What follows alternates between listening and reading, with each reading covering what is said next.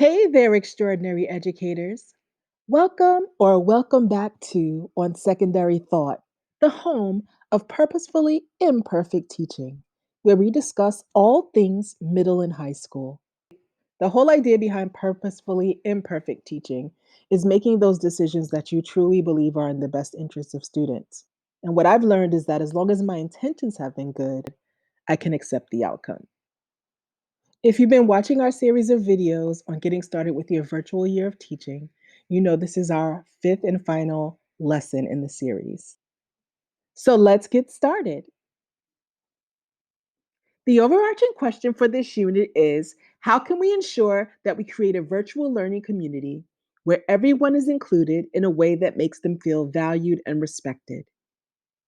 The focus of today's lesson will be to bring all of the experiences, all of the learning, all of the understandings that the students have experienced over the past week or weeks into a culminating project where they create community agreements for the virtual classroom. The overview for this final lesson is that the students will assess the impact of the unit vocabulary. They will collaborate to create virtual community agreements or rules. They will share their rule options using Poll Everywhere. They will come to consensus as a class about the agreements using the polls they've created, and they will reflect on the first weeks in their virtual classroom. In our last lesson, students worked in groups of 4. At the core of those groups were 2 partnerships, and the students were presenting something they had already done with their partners. This task that I'm giving them today is a brand new task. I may need to introduce the idea of roles for each student. I would do this before putting students into groups. You want to give all of the rules and all of the directions before you start to group the students. If you don't, students will be so concerned with who's in their group that they will not listen to the directions. During the work period, I will be assigning different vocabulary words to groups of students.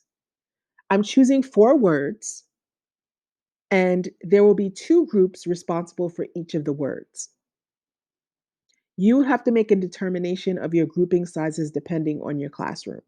I'm assuming I'm going to have about 30 students, so I will need about 8 groups. To make sure that students truly understand the thought process in creating an agreement, I will give them prompting questions that will make them think about what an inclusive class looks like, what a committed student looks like, or how a committed student behaves, and what a safe classroom feels like. Another thing that I plan to introduce with this task is a group work rubric so that students can assess how they did in their teams. Once students are able to meet either in their Zoom rooms or their Google Meets or Google Hangout rooms, they will then be asked to share the agreements they created using Poll Everywhere. Now, if you want a tutorial on how to use Poll Everywhere, let me know in the comments. This concludes the unit on creating a virtual learning community. If you'd like access to the slides for lessons 1 through 4, please revisit the videos. The link for the slides will be in the description box.